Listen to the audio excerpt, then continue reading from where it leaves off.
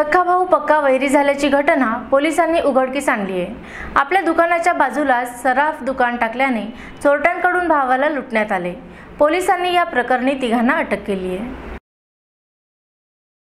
शेती किंवा मालमत्तेच्या वाटणीवरून सख्खे भाऊ पक्के वैरी झाल्याच्या अनेक घटना घडल्यात, पण भावाने आपल्या दुकानाच्या बाजूला सराफ दुकान टाकल्याच्या रागातून भावाला लुटण्यात आल्याचा प्रकार पोलिसांनी उघडकीस आणलाय।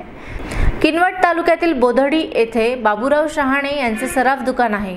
काही महिन्यापूर्वी त्यांचा मोठा भाऊ दत्ता शहाणे याने बाजूला सराफ दुकान सुरू केले। याचा राग मनात धरून बाबूराव शहाणे याने एका चोरट्याच्या मदतीने भावाला लुटण्याची योजना आखली। दत्ता शहाणे सराफ दुकान बंद करून घराकडे जात असताना 3 आरोपी त्यांच्या डोळ्यात मिरची पूड टाकून त्यांच्याकडील 7.5 लाख रुपये किमतीचे दागिने लुटले। या घटनेचा तपास लावण्यासाठी स्थानिक गुन्हे शाखेने एक पथक तयार केले। सहाय्यक पोलीस निरीक्षक आनंद बिचेवार आणि त्यांच्या पथकाने गावात ठाण मांडून तपास केला। रेकॉर्डवरील किशोर सोळंखे याला अटक केली। त्यानंतर या लुटीचा उलगडा झाला।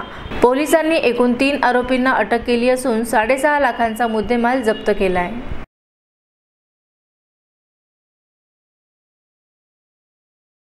28/1/2024 मध्ये पोलीस स्टेशन किनवट हद्दीमधील बोधडी या गावामध्ये एक दत्ता शहाणे जे फिर्यादी आहेत हे आपलं दुकान बंद करून दुकानातील सोन्याचे दागिने, सोन्या चांदीचे दागिने आणि 65,000 रुपये नगद असे घेऊन आपल्या घरी परत जात असताना त्या ठिकाणी त्यांचे डोळ्यामध्ये मिरची पूड टाकून त्यांची बॅग हिसकावून त्यांचे एकूण 7,58,655 रुपयेची दागिने आणि पैसे असे चोरून नेले होते।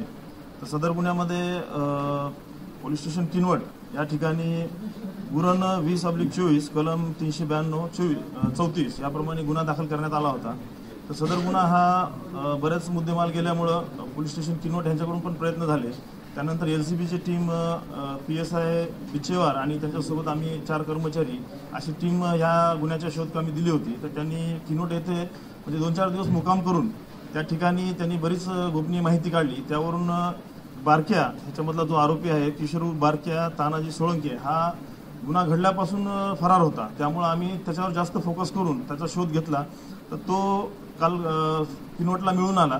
त्यानंतर त्याच्यावर विचारपूस केली असता त्यांनी सांगितले की त्याच्यासोबत संतोष मुंडे हा राहणारा गोकुंदा किनवटचाच आहे आणि बापूराव शहाणे हा जो फिर्यादीचा नातेवाईक आहे, ह्या सर्वांनी मिळून आणि यातला एक आरोपी जो तिसरा आहे दिलीप मेटकर हा फरार आहे। 3 आरोपी यामध्ये आपण अटक केलेली आहे त्याच्या सांगण्यावरून आणि याच्यामध्ये एकूण 6,23,015 रुपये आपण यामध्ये जप्त केलेले आहे।